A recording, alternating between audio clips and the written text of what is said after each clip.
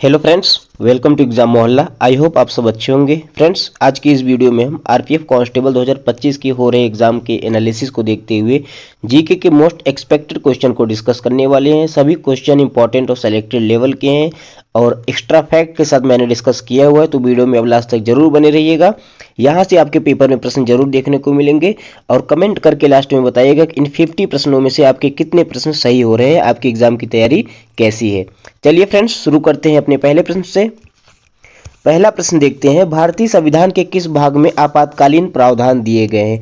Emergency से संबंधित जो प्रावधान होते हैं वो हमारे कॉन्स्टिट्यूशन के किस पार्ट में दिए गए हैं, तो ध्यान रखिएगा फ्रेंड्स, ऑप्शन सी आपका राइट आंसर हो जाएगा। भाग 18 में दिए गए हैं। ठीक है, भाग 18 में 3 प्रकार से इमरजेंसी लगाई जा सकती है देश में।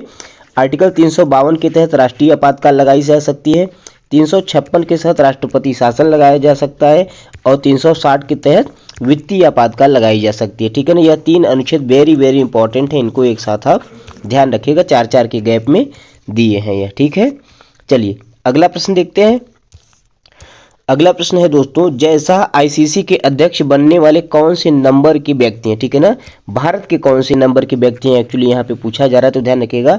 हाल ही में आईसीसी के जो है अध्यक्ष बनाए गए हैं 1 दिसंबर 2024 को जयशाह जी। ठीक है ना, जयशाह सबसे यंगेस्ट आईसीसी के अध्यक्ष बने हैं, इस चीज को भी आप ध्यान रखिएगा, सबसे युवा आईसीसी अध्यक्ष बने हैं और यह भारत के 5वें नंबर के व्यक्ति है। ठीक है ना, ये 5वें भारतीय हैं जो आईसीसी के अध्यक्ष बने हैं। इससे पहले जगमोहन डालमिया, शरद पवार, श्रीनिवासन और शशांक मनोहर, यह 4 लोग और बन चुके हैं। ठीक है, तो ध्यान रखिएगा, जयशाह जी 5वें नंबर के हैं। अगला प्रश्न देखते हैं।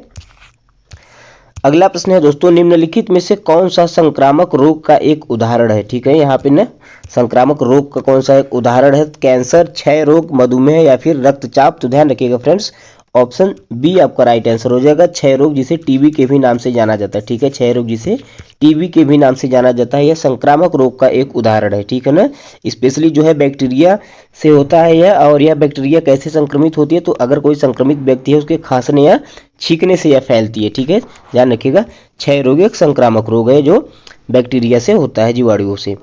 अगला प्रश्न देखते हैं, हिमाचल प्रदेश के किस ब्रांड नाम के से मक्के के आटे को लॉन्च किया गया है। ठीक है ना, हिमाचल प्रदेश ने किस ब्रांड के नाम से मक्के के आटे को लॉन्च किया। करंट अफेयर का प्रश्न है, इंपॉर्टेंट है, ध्यान रखिएगा, हिमभोग। ठीक है ना, हिमभोग नाम से जो है मक्के के आटे को लॉन्च किया है हिमाचल प्रदेश ने।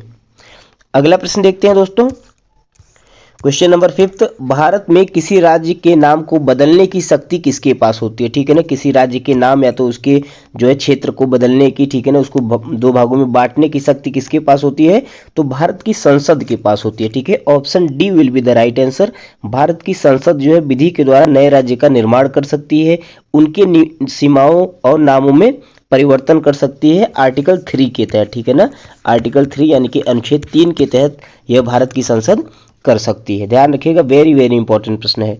अगला प्रश्न देखते हैं, अखिल भारतीय मुस्लिम लीग की स्थापना किस वर्ष हुई थी। ठीक है, अखिल भारतीय मुस्लिम लीग की बात करें किस वर्ष हुई थी इसकी स्थापना, तो ध्यान रखिएगा दोस्तों, 1906 में हुई थी। ऑप्शन बी आपका राइट आंसर हो जाएगा। 1906 में ढाका में वकारुल मुल्क, ठीक है ना, ध्यान रखिएगा, नाम पूछा जाता है, वकारुल मुल्क की अध्यक्षता में जो है मुस्लिम लीग का गठन हुआ था। ठीक है, कहाँ पे हुआ था, तो ढाका में हुआ था। ठीक है ना, ढाका में हुआ था। वर्तमान में जो बांग्लादेश की राजधानी है, उस समय बांग्लादेश नहीं बना था। ठीक है, तो बंगाल में ही एक जगह हुआ करती थी ढाका, वहां पे जो है अखिल भारतीय मुस्लिम लीग की स्थापना की गई थी। इसका पहला अधिवेशन कब हुआ था, यह प्रश्न कई बार पूछा जाता है, ध्यान रखिएगा, 1907 में अखिल भारतीय मुस्लिम लीग का प्रथम अधिवेशन हुआ था। अध्यक्ष स्थापना तो 1906 में हो गई थी, लेकिन एक वर्ष बाद 1907 में इसका प्रथम अधिवेशन हुआ था, कराची में हुआ था, इस चीज को ध्यान रखिएगा। अगला प्रश्न देखते हैं दोस्तों, क्रिकेट में डकवर्थ लुईस स्टर्न पद्धति का उपयोग किस स्थिति में किया जाता है। ठीक है ना, डकवर्थ लुईस नियम जो क्रिकेट देखते होंगे उनको पता होगा, यह किस स्थिति में किया जाता है, मैच टाई होने पर, वर्षा से प्रभावित मैचों में, सुपर ओवर में या फिर टेस्ट मैच में। तो ध्यान रखिएगा, डकवर्थ लुईस नियम कब लगता है दोस्तों, वर्षा से प्रभावित मैचों में। ठीक है ना, जब बारिश होती है तो उस मैच में जो है डकवर्थ लुईस नियम लगता है। ठीक है, यह क्रिकेट से संबंधित है, यह भी पूछ सकता है कि डकवर्थ लुईस नियम किस खेल से संबंधित है, तो ध्यान रखिएगा क्रिकेट से संबंधित है। अगला प्रश्न देखते हैं, भारत के किस राज्य में दिसंबर में हॉर्नबिल फेस्टिवल मनाया गया। ठीक है ना, हॉर्नबिल फेस्टिवल कहाँ पे मनाया जाता है, काफी पॉपुलर है, ध्यान रखिएगा, नागालैंड में मनाया जाता है। ऑप्शन ए आपका राइट आंसर हो जाएगा, नागालैंड। आगे बढ़ते हैं, अगला प्रश्न है क्वेश्चन नंबर 9, कैक्टस किस प्रकार का पौधे का उदाहरण है? ठीक है ना, कैक्टस जो है यह किस प्रकार के पौधे का उदाहरण है? तो ध्यान रखिएगा, गुदेदार पादप इसको बोलते हैं। ठीक है ना, गुदेदार पादप के भी नाम से जाना जाता है। गुदेदार पादप की बात करें दोस्तों, यह होते हैं ऐसे पौधे जिनका कोई भाग साधारण से अधिक मोटा होता है। ठीक है, और उनको काटने पर रस जो है उनका कैसा निकलता है? जल या गोद की तरह निकलता है। ठीक है, जल या गोद की तरह निकलता है, तो उन्हें गुदेदार पादप कहते हैं। तो कैक्टस इसका एक बेस्ट एग्जाम्पल है। ठीक है, ऑप्शन सी आपका राइट आंसर हो जाएगा। अगला प्रश्न देखते हैं क्वेश्चन नंबर 10, हम्पी को किस वर्ष यूनेस्को द्वारा विश्व विरासत स्थल घोषित किया गया था? ठीक है ना, यूनेस्को द्वारा विश्व विरासत स्थल की सूची में जो है विजयनगर साम्राज्य की राजधानी हम्पी को किस वर्ष घोषित किया गया था? ध्यान रखिएगा, ऑप्शन सी आपका राइट आंसर हो जाएगा दोस्तों, 1986 में किया गया था। ठीक है ना, हम्पी जो कि तुंगभद्रा नदी के किनारे है, कर्नाटक में स्थित है। ध्यान रखिएगा, यह विजयनगर साम्राज्य की राजधानी हुआ करती थी एक समय में। इसे 1986 में यूनेस्को विश्व विरासत स्थल के रूप में घोषित किया गया था। आगे बढ़ते हैं, अगला प्रश्न देखते हैं दोस्तों, विश्व में इंटरनेट के जनक के रूप में किसे जाना जाता है? फादर ऑफ इंटरनेट के रूप में किसे जाना जाता है? ध्यान रखिएगा, क्वेश्चन नंबर 11, ऑप्शन सी आपका राइट आंसर हो जाएगा, विंटन सर्फ को जाना जाता है। ठीक है ना, इंटरनेट के जनक के रूप में किसे जाना जाता है? विंटन सर्फ को। अगला प्रश्न देखते हैं, ग्रेफाइट और डायमंड किस तत्व के अपरूप हैं? ठीक है ना, ग्रेफाइट और डायमंड की बात करें किसके अपरूप हैं? तो ध्यान रखिएगा दोस्तों, ऑप्शन बी आपका राइट आंसर हो जाएगा, कार्बन। ठीक है ना, कार्बन के अपरूप होते हैं ग्रेफाइट और डायमंड। अगला प्रश्न देखते हैं क्वेश्चन नंबर 13, इलायची पहाड़ियां निम्नलिखित में से किस पर्वत श्रृंखला में स्थित है? वेरी वेरी इंपॉर्टेंट प्रश्न है, ध्यान रखिएगा, डबल स्टार लगा लीजिएगा। इलायची पहाड़ियां किस पर्वत श्रृंखला में स्थित है? पूर्वी घाट, अरावली पर्वत श्रेणी, पश्चिमी घाट या फिर सतपुड़ा पर्वत श्रेणी? तो ध्यान रखिएगा दोस्तों, इलायची पहाड़ियां कहाँ पे स्थित है? पश्चिमी घाट में स्थित है। ठीक है ना, यह भारत का मैप हो गया, इधर जो है पूर्वी घाट होता है और इधर पश्चिमी घाट होता है। ठीक है, तो पश्चिमी घाट पे ही जो है इलायची पहाड़ियां स्थित है। ठीक है ना, ऑप्शन सी आपका राइट आंसर हो जाएगा। आगे बढ़ते हैं, अगला प्रश्न है क्वेश्चन नंबर 14, कृषक से एकत्रित भूमि राजस्व को किस रूप में जाना जाता था? ठीक है ना, जो कृषक के द्वारा एकत्रित किया जाता था भूमि राजस्व, उसको किस रूप में जाना जाता था? तो ध्यान रखिएगा, रैयतवाड़ी व्यवस्था के रूप में जाना जाता था। ठीक है, ऑप्शन बी आपका राइट आंसर हो जाएगा। रैयतवाड़ी व्यवस्था क्या होती थी? कृषक के साथ व्यक्तिगत रूप से किए गए लगान समझौते को दोस्तों रैयतवाड़ी व्यवस्था कहा जाता था। ठीक है, ऑप्शन बी राइट आंसर हो जाएगा। अगला प्रश्न देखते हैं, राजीव गांधी सरकार ने 1986 में पंचायती राज संस्थानों के अध्ययन के लिए किस समिति की नियुक्ति की थी? ठीक है ना दोस्तों, ध्यान रखिएगा, पंचायती राज संस्थानों के अध्ययन के लिए समय समय पर अनेक समितियों की नियुक्ति की गई थी। ठीक है, जैसे आपने पढ़ा होगा, पहली समिति थी बलवंत राय मेहता, इसे कब जो है नियुक्ति की गई थी बलवंत राय मेहता समिति की? तो 1957 में। ठीक है ना, बलवंत राय मेहता समिति की नियुक्ति की गई थी 1957 में। अशोक मेहता की बात करें तो इसकी 1977 में हुई थी। ठीक है ना, वैसे ही राजीव गांधी सरकार ने 1986 में LM सिंघवी समिति की जो है नियुक्ति की थी। ठीक है, पंचायती राज संस्थाओं के अध्ययन के लिए। तो ऑप्शन सी आपका राइट आंसर हो जाएगा, वेरी वेरी इंपॉर्टेंट है, ध्यान रखिएगा। अगर आपसे पूछे कि सर्वप्रथम पंचायती राज व्यवस्था कहाँ शुरू की गई थी, तो ध्यान रखिएगा राजस्थान में शुरू की गई थी। यह भी प्रश्न कई बार पूछा जाता है, ध्यान रखिएगा, राजस्थान आपका राइट आंसर हो जाएगा। अगला प्रश्न देखते हैं दोस्तों, क्वेश्चन नंबर 16, निम्नलिखित में से किस शहर को कालीन का शहर यानी कि कारपेट सिटी कहा जाता है? ठीक है, कालीन का शहर या कारपेट सिटी के नाम से किसे जाना जाता है? तो ध्यान रखिएगा, ऑप्शन बी आपका राइट आंसर हो जाएगा फ्रेंड्स। ठीक है, ऑप्शन बी आपका राइट आंसर हो जाएगा, भदोही। भदोही को कालीन का शहर या कारपेट सिटी के नाम से जाना जाता है। ठीक है, भदोही जो है उत्तर प्रदेश का एक जिला है। ठीक है ना, उत्तर प्रदेश का एक जिला है भदोही। अगला प्रश्न देखते हैं, निम्नलिखित में से कौन सा प्राथमिक क्षेत्र का एक उदाहरण है? ठीक है ना, प्राथमिक क्षेत्र की बात करें, प्राथमिक क्षेत्र किसे कहते हैं? तो ध्यान रखिएगा, सभी आर्थिक गतिविधियां जिनमें प्राकृतिक संसाधनों का प्रत्यक्ष उपयोग किया जाता है। ठीक है ना, जितनी भी आर्थिक गतिविधियां होती हैं जिसमें प्राकृतिक संसाधनों का प्रत्यक्ष उपयोग किया जाता है उसे प्राथमिक क्षेत्र कहते हैं। जैसे दुग्ध उत्पादन हो गया, ठीक है, दुग्ध उत्पादन हो गया, खनन हो गया, मछली उत्पादन हो गया, मुर्गी उत्पादन हो गया, ये सब किसमें आते हैं? प्राथमिक क्षेत्र में आते हैं। तो ठीक है, ऑप्शन बी आपका राइट आंसर हो जाएगा, दुग्धालय। ठीक है, दुग्ध उत्पादन जो है प्राथमिक क्षेत्र का उदाहरण है। ठीक है, इंपॉर्टेंट प्रश्न है इकोनॉमिक्स का, ध्यान रखिएगा। आगे बढ़ते हैं, अगला प्रश्न है दोस्तों, सेबी का पूर्ण रूप क्या है? ठीक है ना, सेबी का पूर्ण रूप क्या है? तो ध्यान रखिएगा, securities and exchange board of India. ठीक है, ऑप्शन बी आपका राइट आंसर हो जाएगा, सेबी का पूर्ण रूप क्या है? Securities and exchange board of India. अगला प्रश्न देखते हैं, राज्य विधानसभा के चुनाव का संचालन कौन करता है? ठीक है, राज्य विधानसभा के चुनाव का संचालन कौन करता है? ध्यान रखिएगा, भारत का निर्वाचन आयोग करता है। ठीक है, ऑप्शन सी आपका राइट आंसर हो जाएगा। अनुच्छेद 324A के तहत जो है भारत का निर्वाचन आयोग राज्य विधानसभा के चुनाव का संचालन करता है। ठीक है, आर्टिकल भी ध्यान रखिएगा, इंपॉर्टेंट है। आगे बढ़ते हैं। अगला प्रश्न है, निम्न में से किस देश में डाउन्स घास के मैदान पाए जाते हैं? ठीक है ना, घास के मैदान अक्सर परीक्षा में पूछ लिए जाते हैं, 4-5 है, ध्यान रखिएगा आप। ठीक है, तो डाउन्स घास के मैदान कहाँ पे पाए जाते हैं? ध्यान रखिएगा, ऑस्ट्रेलिया में पाए जाते हैं। ठीक है, डाउन्स कहाँ पे पाए जाते हैं? ऑस्ट्रेलिया में पाए जाते हैं। अगला प्रश्न देखते हैं दोस्तों, क्वेश्चन नंबर 21, भारत में पहली रेलवे लाइन का परिचालन किस वर्ष किया गया था? ठीक है ना, चूंकि आरपीएफ का पेपर है तो यह प्रश्न पूछा जा सकता है। ठीक है ना, अक्सर यह परीक्षाओं में पूछा जाता है, ध्यान रखिएगा।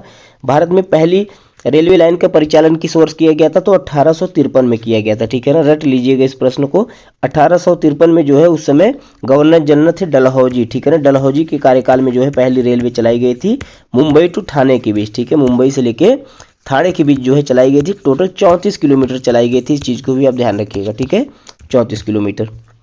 आगे बढ़ते हैं दोस्तों, अगला प्रश्न है, न्यू डेवलपमेंट बैंक, ठीक है ना, इसे एनडीबी के भी नाम से जाना जाता है। न्यू डेवलपमेंट बैंक का मुख्यालय कहाँ पे स्थित है? तो ध्यान रखिएगा, शंघाई चीन, ऑप्शन सी आपका राइट आंसर हो जाएगा। शंघाई चीन में जो है एनडीबी का मुख्यालय स्थित है। ठीक है, बात करें न्यू डेवलपमेंट बैंक की तो ध्यान रखिएगा, ब्रिक्स देशों के लिए यह बैंक बनाया गया था। ठीक है ना, ब्रिक्स देशों के लिए जो है यह बैंक बनाया गया था। आप कमेंट करके बताइएगा कि वर्तमान में ब्रिक्स समूह में कितने देश शामिल है। ठीक है ना, वेरी वेरी इंपॉर्टेंट क्वेश्चन है। और सबसे लेटेस्ट कौन सा है? ध्यान रखिएगा, इंपॉर्टेंट प्रश्न है। सबसे लेटेस्ट कौन है? टोटल कितने मेंबर हैं ब्रिक्स में? इसको आप कमेंट करके बताइएगा। आगे बढ़ते हैं, लोकसभा चुनाव लड़ने के लिए न्यूनतम आयु कितनी होनी चाहिए? ठीक है ना, लोकसभा चुनाव लड़ने के लिए मिनिमम एज जो होती है कितनी होनी चाहिए? तो ध्यान रखिएगा, ऑप्शन सी आपका राइट आंसर हो जाएगा फ्रेंड्स, 25 ईयर, 25 वर्ष होनी चाहिए लोकसभा का इलेक्शन लड़ने के लिए आपकी एज। ठीक है, इसके बारे में प्रावधान आर्टिकल 84 के सेक्शन बी में दिया गया। ठीक है ना, आर्टिकल 84 के बी में बताया गया है कि लोकसभा चुनाव लड़ने के लिए न्यूनतम आयु 25 वर्ष होनी चाहिए। बात करें राज्यसभा की तो राज्यसभा में 30 वर्ष होनी चाहिए, साथ ही साथ इसको भी ध्यान रखिएगा। ठीक है, राज्यसभा में 30 वर्ष और लोकसभा में 25 वर्ष। आगे बढ़ते हैं, अगला प्रश्न देखते हैं, क्वेश्चन नंबर 24, नागार्जुन सागर बांध किस नदी पर स्थित है? ठीक है ना, नागार्जुन सागर बांध की बात करें किस नदी पर स्थित है? ध्यान रखिएगा, नागार्जुन सागर बांध कृष्णा नदी पे स्थित है। ठीक है, ऑप्शन सी आपका राइट आंसर हो जाएगा, कृष्णा नदी। अगला प्रश्न देखते हैं दोस्तों, T20 क्रिकेट विश्व कप की शुरुआत किस वर्ष हुई? ठीक है ना, T20 क्रिकेट विश्व कप की बात करें, इसकी शुरुआत किस वर्ष की गई थी? तो ध्यान रखिएगा 2007 में की गई थी। ठीक है, ऑप्शन सी आपका राइट आंसर हो जाएगा, 2007 में। आगे बढ़ते हैं दोस्तों, भारत में चावल का प्रमुख उत्पादक राज्य कौन सा है? ठीक है ना, किस राज्य में चावल जो है सबसे ज्यादा उत्पादित किया जाता है? तो ध्यान रखिएगा, भारत के पश्चिम बंगाल राज्य में। ठीक है ना, ऑप्शन सी आपका राइट आंसर हो जाएगा, पश्चिम बंगाल में। पश्चिम बंगाल जो है वह प्रमुख चावल उत्पादक राज्य है भारत का। अगला प्रश्न देखते हैं, भारतीय संविधान के किस अनुच्छेद में राज्यों के लिए महाधिवक्ता के पद का प्रावधान किया गया है? ठीक है ना, महाधिवक्ता, ठीक है ना, महाधिवक्ता राज्यों के लिए होते हैं और महान्यायवादी जो है केंद्र के लिए होते हैं। ठीक है, तो ध्यान रखिएगा, महाधिवक्ता जो होते हैं ये कानूनी मामलों में सलाह देते हैं, किसको? राज्य सरकार को। ठीक है, राज्य सरकार को कानूनी मामलों में सलाह देते हैं। इनकी नियुक्ति कौन करता है? वेरी वेरी इंपॉर्टेंट फैक्ट है, ध्यान रखिएगा, राज्यपाल करता है। ठीक है, महाधिवक्ता की नियुक्ति कौन करता है? राज्यपाल करता है। और इसके बारे में प्रावधान अनुच्छेद 165 में दिया गया। ठीक है, ऑप्शन सी आपका राइट आंसर हो जाएगा, आर्टिकल 165। अगला प्रश्न देखते हैं,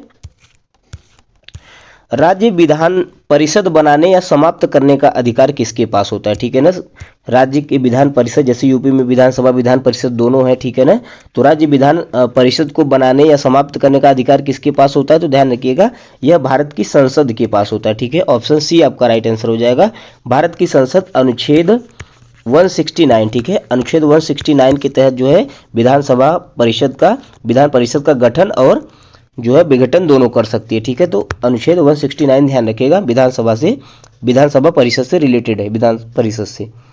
आगे बढ़ते हैं, अगला प्रश्न है, कोविड-19 के लिए भारत का पहला स्वदेशी वैक्सीन परीक्षण कौन सा था? इंपॉर्टेंट प्रश्न है, पूछा जा सकता है, ध्यान रखिएगा। कोविड-19 के लिए भारत का पहला स्वदेशी वैक्सीन परीक्षण कौन सा था? कोवैक्सीन था। ठीक है, ऑप्शन बी आपका राइट आंसर हो जाएगा, कोवैक्सीन। आगे बढ़ते हैं, अगला प्रश्न है दोस्तों, रेडक्लिफ रेखा द्वारा भारत और किस देश के बीच सीमांकन किया गया। ठीक है, रेडक्लिफ रेखा के द्वारा भारत और किस देश के बीच जो है रेखा का सीमांकन किया गया है, तो ध्यान रखिएगा भारत और पाकिस्तान के बीच किया गया। ठीक है ना, ऑप्शन सी आपका राइट आंसर हो जाएगा, पाकिस्तान। बात करें, यह गुजरात के कच्छ से लेकर जम्मू कश्मीर तक जो है यह रेखा फैली हुई है। ध्यान रखिएगा, रेडक्लिफ रेखा जो है गुजरात के कच्छ के रण से लेकर जम्मू और कश्मीर तक फैली हुई है। अगला प्रश्न देख लेते हैं, कृत्रिम बुद्धिमत्ता यानी कि आर्टिफिशियल इंटेलिजेंस के जनक के रूप में किसे जाना जाता है। ठीक है, तो ध्यान रखिएगा, इंपॉर्टेंट प्रश्न है। एआई का जो है इस समय दौर चल रहा है, तो पूछा जा सकता है कि एआई का फादर किसे कहा जाता है, फादर ऑफ एआई कौन है। ध्यान रखिएगा, जॉन मैकार्थी। ठीक है, ऑप्शन बी आपका राइट आंसर हो जाएगा, जॉन मैकार्थी को जो है कृत्रिम बुद्धिमत्ता के जनक के रूप में जाना जाता है। अगला प्रश्न देखते हैं दोस्तों, वेरी वेरी इंपॉर्टेंट है। 1857 की क्रांति से कई प्रश्न पूछे गए हैं आपके पेपर में, तो ध्यान रखिएगा 1857 के विद्रोह के समय मुगल शासक कौन था। ठीक है ना, जब 1857 की क्रांति हुई थी तो उस समय मुगल शासक कौन था, तो ध्यान रखिएगा ऑप्शन डी आपका राइट आंसर हो जाएगा, बहादुर शाह जफर। ठीक है ना, ऑप्शन डी राइट आंसर हो जाएगा, बहादुर शाह जफर। माफ कीजिएगा, ऑप्शन ए। ठीक है, बहादुर शाह जफर द्वितीय था। ठीक है, ध्यान रखिएगा, बहादुर शाह जफर द्वितीय था। ठीक है, ऑप्शन डी आपका राइट आंसर हो जाएगा। ठीक है, चलिए आगे बढ़ते हैं। भारतीय संविधान का कौन सा अनुच्छेद राज्य को सामान्य को बढ़ावा देने और, ठीक है ना, ध्यान रखिएगा, सामान्य न्याय को बढ़ावा देने, यहाँ पे जो हम स्प्रिंट हो गया, ध्यान रखिएगा, राज्य को सामान्य न्याय को बढ़ावा देने और गरीबों को निःशुल्क कानूनी सहायता प्रदान करने के लिए निर्देशित करता है। ठीक है ना, कौन सा अनुच्छेद है जो सामान्य न्याय को बढ़ावा देने और निःशुल्क विधिक सहायता देने के लिए जो है निर्देशित करता है। ध्यान रखिएगा, अनुच्छेद 39A 39A में यह प्रावधान दिया गया है। ठीक है ना, समान न्याय और निःशुल्क विधिक सहायता प्रदान करना यह राज्यों का कर्तव्य है, अनुच्छेद 39A के तहत बताया गया है। अगला प्रश्न देखते हैं, भारत का पहला नगर निगम कब स्थापित किया गया था। इंपॉर्टेंट प्रश्न है, ध्यान रखिएगा दोस्तों, भारत का पहला नगर निगम कौन सा था यह भी पूछा जाता है और कब स्थापित किया गया था पूछा जाता है। तो ध्यान रखिएगा 1688 में जो है स्थापित किया गया था पहला नगर निगम, और पहला नगर निगम कौन सा था, तो मद्रास था। ध्यान रखिएगा, ठीक है, मद्रास जो है पहला नगर निगम था भारत का। अगला प्रश्न देखते हैं, उष्मा के हस्तांतरण की प्रक्रिया को किस रूप में जाना जाता है। ठीक है ना, उष्मा का हस्तांतरण जो होता है इसकी प्रक्रिया को किस रूप में जानते हैं, ध्यान रखिएगा, चालन के रूप में जानते हैं। ठीक है, ऑप्शन बी आपका राइट आंसर हो जाएगा। जैसे लोहे की एक रॉड है साथियों, इसको एक किनारे पर गर्म करते हैं तो यह दूसरे किनारे तक भी गर्म हो जाती है। ठीक है ना, तो इस प्रक्रिया को क्या कहते हैं, उष्मा का हस्तांतरण, और यह चालन की प्रक्रिया होती है। ठीक है, आगे बढ़ते हैं। अगला प्रश्न है क्वेश्चन नंबर 36, 9वीं पंचवर्षीय योजना की अवधि कब से कब तक थी। ठीक है, तो ध्यान रखिएगा 9वीं पंचवर्षीय योजना जो है कब से कब तक चलाई गई थी, 1997 से लेकर 2002 तक। ठीक है ना, अटल बिहारी वाजपेयी जी की सरकार थी, उस समय 9वीं पंचवर्षीय योजना को चलाया गया था। आगे बढ़ते हैं। अगला प्रश्न है, विश्व कंप्यूटर साक्षरता दिवस कब मनाया जाता है। विश्व कंप्यूटर साक्षरता दिवस कब मनाया जाता है फ्रेंड्स, ध्यान रखिएगा 2 दिसंबर को मनाया जाता है। ठीक है, ऑप्शन बी आपका राइट आंसर हो जाएगा, 2 दिसंबर। नेक्स्ट क्वेश्चन देखते हैं, मनुष्य के चेहरे में हड्डियों की संख्या कितनी होती है। ठीक है, मनुष्य के चेहरे में हड्डियों की संख्या कितनी होती है, ऑप्शन सी आपका राइट आंसर हो जाएगा, 14। ठीक है, टोटल हड्डियां कितनी होती है ह्यूमन बॉडी में, तो 206 हड्डियां होती हैं। ठीक है, चलिए अगला प्रश्न देखते हैं, निम्नलिखित में से कौन सा केंद्र शासित प्रदेश नहीं है। दमन और दीव, लक्षद्वीप, अंडमान और निकोबार, यह तीनों केंद्र शासित प्रदेश है, लेकिन त्रिपुरा एक राज्य है। ठीक है, तो ऑप्शन ए आपका राइट आंसर हो जाएगा। अगला प्रश्न देखते हैं, भारतीय संविधान में कल्याणकारी राज्य का आदर्श कहाँ प्रतिष्ठित है। ठीक है ना, मौलिक अधिकारों में, नीति निर्देशक तत्वों में, या फिर मौलिक कर्तव्यों में, या प्रस्तावना में। कल्याणकारी राज्य की बात जो है दोस्तों नीति निर्देशक तत्वों में की गई है। ठीक है ना, अनुच्छेद 36 से लेकर 51 तक नीति निर्देशक तत्व दिए गए हैं जिसमें कल्याणकारी राज्य की बात की गई है। अगला प्रश्न देखते हैं, निम्नलिखित में से कौन सा राज्य लोकसभा में सबसे अधिक प्रतिनिधि भेजता है। ठीक है ना, तो यहाँ पे इस पे पूछा जाता है कि किस राज्य में जो है लोकसभा की सीटें सबसे ज्यादा है, सबसे अधिक प्रतिनिधि कहां से आते हैं, तो ध्यान रखिएगा उत्तर प्रदेश से आते हैं। ठीक है ना, ऑप्शन डी आपका राइट आंसर हो जाएगा, उत्तर प्रदेश में कुल 80 लोकसभा सीटें हैं। ठीक है ना, जो कि सबसे ज्यादा है।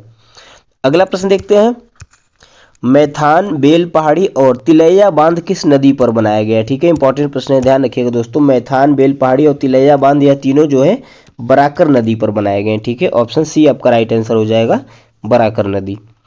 अगला प्रश्न देखते हैं, सिकंदर ए सानी की उपाधि से स्वयं को विभूषित करने वाला शासक कौन था? ध्यान रखिएगा, दिल्ली सल्तनत का शासक था अलाउद्दीन खिलजी, ठीक है ना, अलाउद्दीन खिलजी, जिसने सिकंदर ए सानी की उपाधि धारण की हुई थी। तो ऑप्शन सी आपका राइट आंसर हो जाएगा, अलाउद्दीन खिलजी।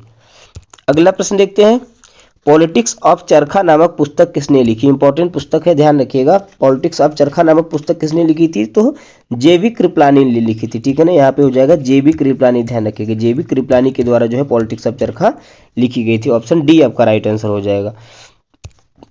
अगला प्रश्न देखते हैं दोस्तों, वह कौन सी मिट्टी है जिसमें सिंचाई की कम आवश्यकता होती है क्योंकि वह नमी रोक कर रखती है? इंपॉर्टेंट प्रश्न है, ध्यान रखिएगा। वह कौन सी मिट्टी है जिसमें सिंचाई की कम आवश्यकता होती है? ध्यान रखिएगा, काली मिट्टी में होती है, ठीक है ना। ऑप्शन बी आपका राइट आंसर हो जाएगा, काली मिट्टी।